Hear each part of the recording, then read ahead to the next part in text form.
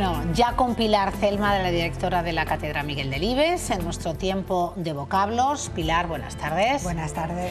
Vamos a dar una vuelta por nuestra comunidad de nuevo en busca de nuevos términos y vocablos. ¿Qué expresión ha escuchado usted que fuera típica? Pues por ejemplo, el sol ofende. ¿Y qué significa?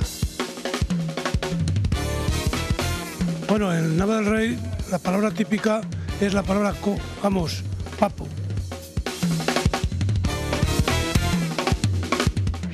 ¿Qué palabra ha escuchado usted? Pues la palabra tete. ¿Y qué significa tete? ¿Qué significa tete? Bueno, vamos a ir por partes, esos son los términos, los vocablos. Pilar, si te parece, comenzamos por el sol ofende y vamos a ver lo que nos dice este vecino. El sol ofende. ¿Y qué significa? Pues como que te molesta cuando te da el sol, o sea, que es algo que se ha dicho muchas veces y normalmente es un dicho que es pero creo que esto está, digamos, muy bien alrededor y quiero decir, no solamente allí en el pueblo mío. Que esto está alrededor, bueno, que es un término y un vocablo que, vamos, una expresión en este caso, que se utiliza en otros Sí, bueno, lugares. pues por ejemplo la zona de Soria y de Zaragoza también pasa, bueno, no sé si pasa en qué sentido, pero sí. También en la zona de Zaragoza. Entonces, bueno, en la zona de Pinares de Soria se refieren así al hecho de que la luz te molesta, es tan intensa. Entonces, en realidad, bueno, por supuesto no está en el diccionario de la Real Academia como expresión, pero hay un dicho, porque esto sería solo una parte. El dicho completo es: en Soria el sol ofende y la nieve se regala. Sí, entonces esto se utilizaría, se aplicaría a esas mañanas de invierno en que ha nevado por la noche, pero amanece un día soleado. Entonces, de alguna manera, la nieve como que deslumbra. Ver si estamos en ola de frío, pues seguro que ahora hay esta posibilidad, ¿no? Entonces se mezcla la luz y la blancura de la nieve de forma que molesta la vista. Pero una cosa muy curiosa es casi la segunda parte, lo de la nieve se regala, porque el verbo regalar en español hay dos verbos distintos, no un verbo que signifique dos cosas, sino dos verbos distintos que proceden de distinta palabra latina. Una es regalar, de regalare, dar a alguien, obsequiar, etcétera, etcétera, es el que todos usamos, pero luego hay otro que es del latín regelare, que significa deshelar. Entonces sería derretir, derretir la nieve. Pero claro, es muy bonito porque en este dicho, digamos que los dos sentidos de regalar se juntan, ¿no? Porque la nieve se nos da gratuitamente, que es un don, año de nieves, año de bienes, ¿verdad? Pero a la vez implica el deshielo. O sea, que de ahí es muy viene. Bueno. ¿Y esto del sol en Soria no molesta sino que ofende? Pues también es otra expresión, ¿no? Otro dicho. Bueno, sí, pues vamos con el segundo vocablo. ¿Qué palabra ha escuchado usted? Pues la palabra tete. ¿Y qué significa tete? El ombligo. ¿Y cuándo se suele usar esa palabra? Pues yo la he oído siempre le he usado muchísimo, cuando los niños eran pequeños también. O sea, se ha usado mucho. Y el tete, el ombligo y el chupete. Claro, normalmente para lo que más lo conocemos es para el chupete, ¿no? Bueno, como veis, es una palabra que repite una sílaba y que es muy propia del lenguaje de los niños, ¿no? Tete, tata, papá, mamá, etcétera, etcétera, ¿no? Pero bueno, sí que es verdad que existe, sobre todo en Segovia, con esta acepción de ombligo. Entonces yo he localizado pues, una anécdota muy curiosa que nos cuenta y que recoge Armando de Miguel. Entonces dice que él cuando era niño pues que se llamaba al ombligo Tete y tal, y que una vez fue a el puerto de Santa María a dar una conferencia con niños en un colegio privado, los niños con uniforme y tal, y que él empleó esta palabra, sí, ¿no? Con ese sentido, del ombligo el Tete. Y entonces todos se pusieron muy nerviosos, él notó que pasaba algo.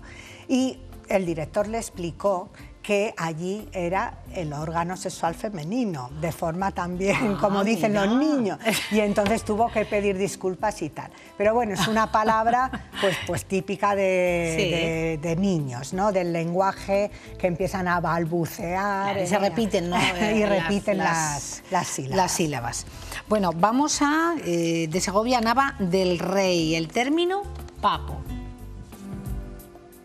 ¿Qué palabra escuchaba usted que fuera típica? Bueno, en Nava del Rey la palabra típica es la palabra papo. ¿Y qué significa papo? Pues la verdad es que no lo sé, pero allí la costumbre es de decir papo. ¿Y cuándo se usa? Bueno, pues en cualquier momento que surge, ¿no? Entonces dice papo y 10, papo no sé qué, y es lo que se suele decir. Es la palabra más común de allí. Qué curioso, ¿no? Papo para llamar la atención se utiliza. Sí. Bueno, realmente mira que hay acepciones en el diccionario de la Real Academia. Hay cantidad de acepciones, efectivamente. No es el papo es la parte abultada entre la barba y el cuello de los animales, o por extensión también se dice de las personas. O sea, el buche de las aves, etcétera. Coloquialmente también significa moflete, también significa poca vergüenza, atrevimiento, desfachatez. Sí, esto es como, bueno, casi como también hay aquí uno vulgar, parte externa del aparato genital femenino, la quinta acepción. Cada uno de los pedazos de tela ahuecada. O sea, he recogido, bueno, no yo, el diccionario de la Real Academia recoge en la primera palabra papo 9 acepciones. Luego todavía hay otras que proceden de otra raíz, flor peluda, volante bien, de algunas plantas. Pero no recoge en absoluto, y yo ya sabes que trato de documentarme en más sitios y no lo he encontrado. Entonces, bueno, si realmente es así, pues lo que hay que hacer es intentar localizar más usos para ver si el informante ha dado en el clavo, porque a veces le suena, pero tampoco... entonces habría que averiguar un poco más allí, más usos. Tenemos que volver a Nava del Rey y que nos expliquen la utilización masiva de la palabra, del término papo. Bueno, dejamos los términos y nos vamos a nuestros libros, amados libros, nuestros grandes amigos y compañeros. En esa terna que nos dan cada semana los libreros de Castilla y León, a los cuales se lo agradecemos, repite, bueno, de nuevo Fernando Aramburu. Sí, fíjate. Vamos a hacerle venir de Alemania, esto no puedo hacer. De nuevo en el primer lugar, el manuscrito de fuego, que estuvo aquí presentándonoslo, por supuesto, Luis García Jambrina. Cuando sale la reclusa, este es nuevo. Sí, es, bueno, realmente no he tenido tiempo, es una novela negra de esta escritora, es un seudónimo de una escritora francesa, Frédéric Audin. Y entonces es una novela negra, es una escritora que tiene pues mucho público lector, tiene ya muchas novelas publicadas, pero bueno, pues no me lo han pasado esta mañana y no me ha dado tiempo a... Sí, es un poco... ver un poco cómo evoluciona la lectura. Efectivamente, y un poco de qué tipo, ¿no? Bueno, este libro maravilloso, que este sí que te le has empapado, lógicamente, el último libro de Gustavo Martín Garzo. Ahí lo tiene Pilar y, cómo no, vamos a hacer, lógicamente, las presentaciones de un gran escritor de la tierra, Gustavo Martín Garzo, que siempre es un placer, y él lo sabe bien, tenerle aquí en directo en este programa y de la mano de la maestra de Pilar, Celma. Para mí también es un placer estar aquí con vosotros. Bueno, la ofrenda. La ofrenda, sí. El regalo que nos haces a los que te leemos.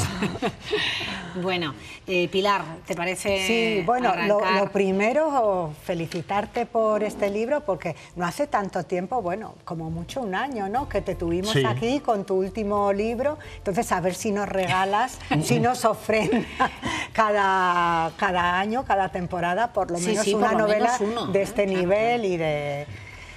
Bueno, yo pienso que es una novela que, bueno, primero a alguien le parecerá, uy, qué oportunista, por la película de Guillermo del Toro, que es que han salido a la vez. Por supuesto, escribir una novela lleva muchísimo, lleva muchísimo tiempo. Lo que ocurre es que tienen una fuente común, que es una película de 1940 y... No, 50 y tantos, sí. 50 y, yo creo cerca de los 60, sí. 50 y tantos. De Jack Arnold. Efectivamente. Entonces, claro, al tener la misma fuente, pues coincide. Pero al margen de eso, de esa coincidencia y de que la gente diga, ay, pues es el mismo tema que el de la película.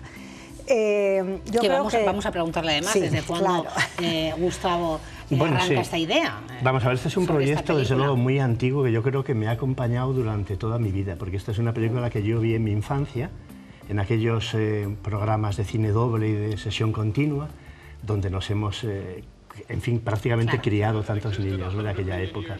Y entonces, bueno, esas escenas, en efecto, esas escenas justo esas, las del lago, son tan preciosas, ¿no?, que realmente, bueno, me produjeron este momento es espectacular realmente, de una belleza enorme.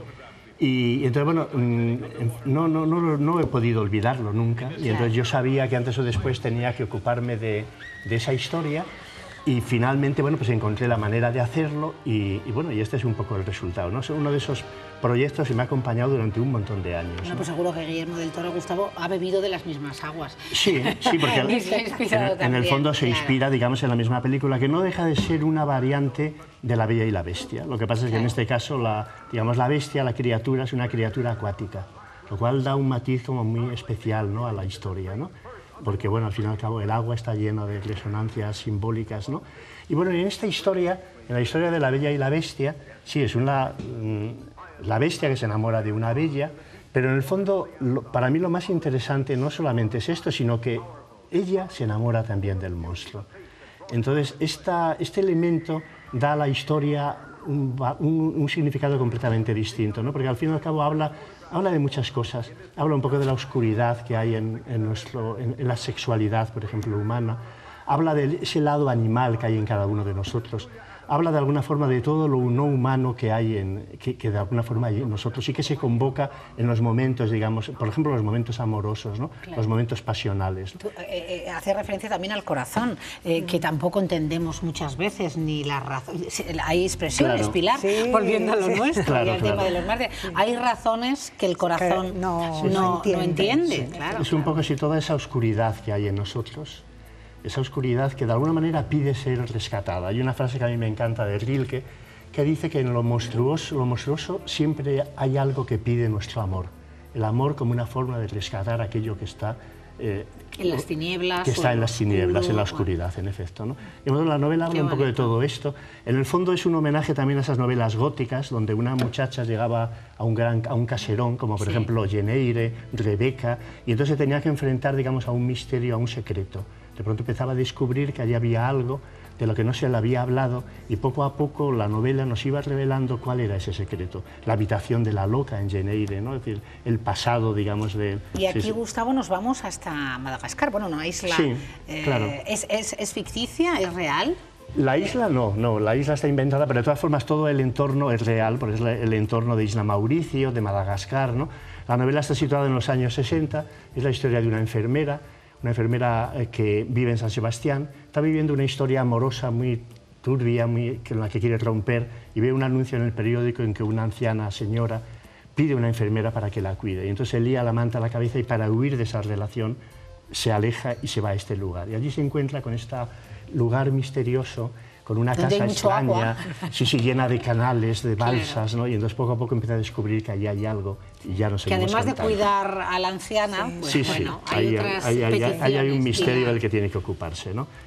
Pero en fin, es una novela que tiene habla, sí, evidentemente de eso, como te he dicho, de la oscuridad, un poco de la noche, ¿no? Habla del secreto. Yo creo que en una época como la nuestra, donde se ha perdido casi el sentido un poco de la intimidad, ¿no? Entonces, reivindicar ese mundo de lo íntimo, ese mundo de lo secreto, ese mundo de aquello que no es fácil encontrar palabras para dar cuenta de ello, ¿no? Yo creo que es una reivindicación como muy necesaria, ¿no? Al fin y al cabo, como dice un escritor francés que a mí me gusta mucho, Pascal Quignard, el que tiene un secreto tiene un alma. Tiene un alma, sí, sí, qué bonito. Pilar, ¿qué bueno, nos yo ofrece creo, a tu juicio este nuevo trabajo de bueno, Gustavo? para empezar no va a decepcionar a los lectores de Gustavo Martín Garzo en absoluto. Yo creo que hay muchísimo de Gustavo, de su narrativa aquí. En realidad, desde el principio sabemos un poco ese misterio, ¿no? Pero a la vez se nos va revelando poco a poco, porque es una evolución. Entonces, para mí, digo que hay mucho de Gustavo porque veo, pues exacto, unos temas sumamente actuales, como el desencuentro amoroso, los problemas personales, la huida, etcétera, etcétera. Pero hay también ese mundo mágico, ese... inexplicable. Sí, y ese homenaje que hay siempre en las novelas de Gustavo a la tradición literaria, incluso al folclore. Él ha hablado de La Bella y la Bestia, pero aquí se mencionan, hay muchas referencias a la Cenicienta, a la Bella Durmiente. O sea, todo ese mundo, por una parte realidad, por otra ficción, fábula, se mezclan y la verdad es que es un cóctel que yo creo que es maravilloso, que no va a decepcionar. Y que seguro que va a atraer también a nuevos lectores, no solo para los que ya son fieles. En el top, Esperemos que sí, yo creo que sí. Todos los trabajos de Gustavo tienen éxito, pero a nosotros nos gusta, si son además de aquí, de Castilla y León, el que vengan a presentárnoslo y a contarnos de primera mano para que el lector sepa a lo que se va a enfrentar. La ofrenda, que, bueno, además, la portada que se ha elegido Gustavo dice mucho también. La portada es un fotograma de la película, es la actriz que era Julie Adams, que es una actriz guapísima, ¿no? Y entonces ahí está el momento en que descubre, digamos, a la criatura con el sobresalto correspondiente, ¿no? Sí, sí. Y bueno, sí, es un homenaje un poco, como ha dicho Pilar muy bien, a todo ese mundo un poco del relato, ¿no? Y en el fondo, como todas mis novelas, el centro absoluto es un poco la pregunta por el amor, la pregunta por el amor, por la experiencia amorosa, ¿no? Claramente, Gustavo, ¿no? Eres un enamorado del amor, en todas sus vertientes, bueno, es verdad, yo sé... de la madre, y hemos hablado mucho de ello, de todo, en todas sus vertientes, en todas sus facetas. Claro, Gustavo, es que yo creo que es la experiencia, digamos, esencial de la vida, ¿no? Claro. Y tiene que ver con aquello que nos fascina, con lo fascinante. Al fin y al cabo, es la historia de una fascinación mutua. Digamos, la bestia se queda fascinado por la bella. El ser humano se sigue asombrando y fascinando hoy en día, como hace décadas, siglos. Sí, eso no ha cambiado, no ha variado. Sí. O sea, la sociedad en la que vivimos no va a lograr. Dime que sí, ¿eh? No, claro. O sea, te pregunto, pero yo quiero yo estoy convencido de que es así, claramente, ¿no? Y además, en el momento en que dejara de suceder eso, esto sería terrible. Entonces, cuando tendríamos que empezar a preocuparnos, ¿no? Hay una frase que a mí me gusta mucho de Isaac Dinesen, esta escritora maravillosa, que ella decía: hemos venido al mundo por dos razones, para fascinar y para ser fascinados. Yo creo que eso resume absolutamente la vida. Absolutamente. Sí, completamente. Esa respuesta de Gustavo. Pues a ver si lo conseguimos. Lo que yo creo, ¿sabes una manera de conseguirlo? Y Pilar estará de acuerdo conmigo y muchos telespectadores, leyendo. Sí. Leyendo, investigando en las emociones. Claro, porque además la lectura, fíjate, tiene que ver con el mundo ese que te hablaba yo antes, el mundo de la intimidad, el mundo de lo callado, el mundo del silencio, esa vida oculta que hay en cada uno de nosotros, ¿no? Que en esa vida es donde estamos verdaderamente, porque es donde están nuestros deseos, donde están nuestros sueños, donde está todo aquello que muchas veces queremos vivir y no logramos vivir, ¿no?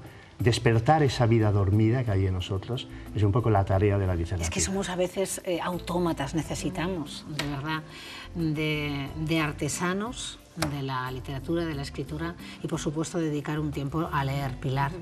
Por supuesto. Además, otra nota que he tomado yo del libro es el placer de contar, porque en la novela, bueno, los tiempos, hay pasado dentro del pasado, es decir, se cuenta hacia atrás, ¿no? Desde la memoria.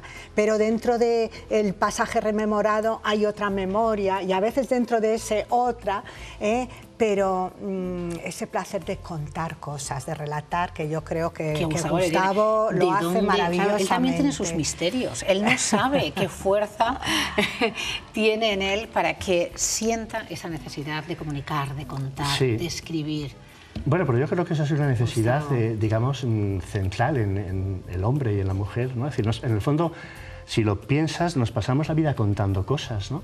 Vivimos tratando de encontrar las palabras que necesitamos para contar lo que nos pasa a nosotros y también esperando las cosas que nos pueden contar los demás, ¿no? Y en ese intercambio de historias es la razón última de la vida, ¿no? No, pero luego hay artistas que son capaces de transformar esa necesidad que nos viene en joyas. Gracias, Gustavo. Bueno, ha sido un placer. A tu casa, y como dice Pilar, bueno, puedes venir cuantas veces quieras. Nosotros nos sentiremos muy honrados, pero con nuevas novelas, nuevos trabajos. Pilar, nos vemos el martes próximo y ahora pues vamos a seguir hablando del amor, pero desde otra vertiente de comunicación como es la música. Tonchu, hoy en nuestro escenario. Nos vemos mañana miércoles. Hasta mañana.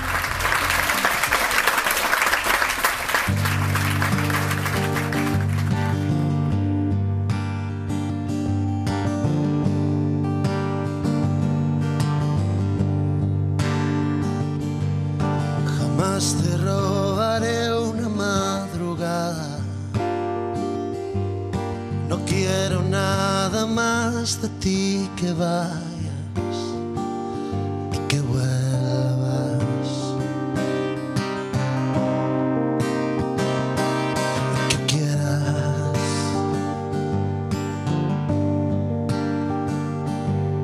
Que no seré el ladrón de tus mañanas. No quiero nada más de ti, que duermas y a mi lado despiertes. Si quieres tú libertad, te quiero en libertad. Como nos conocimos, recordar y olvidar la muerte y la soledad. Los celos son mentira, yo verdad. No recuerdo pasado antes de ti. Oh, te amaré mejor, porque mucho y demasiado es un error. Y si no, mírame llorando como un niño, contradiciéndome, preguntándome con quién estarás, si vas o no a volver, y durmiéndome a solas.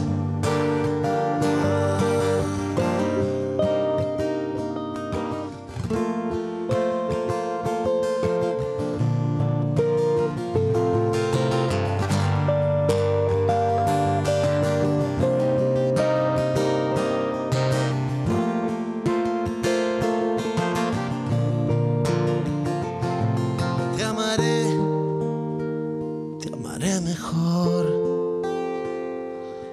porque mucho y demasiado es un error. Y si no,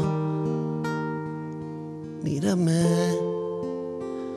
llorando como un niño, contradiciéndome, preguntándome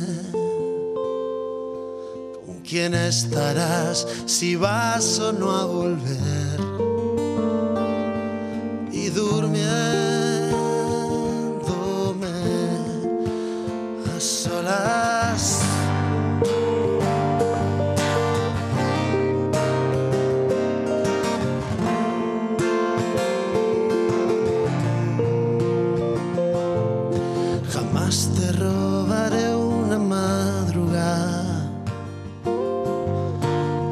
no seré el ladrón de tus mañanas.